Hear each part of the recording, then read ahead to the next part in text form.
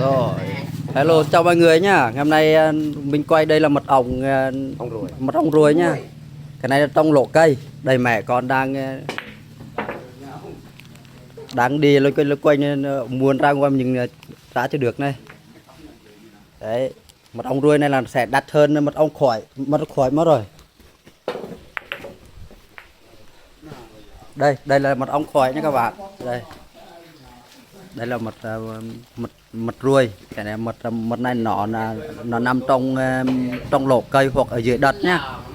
Mật này nó sẽ hiền hơn, còn cái này hẳn giữ với lại cũng khó mà nhưng lại rẻ hơn nhá. Cái này đắt hơn. Đấy.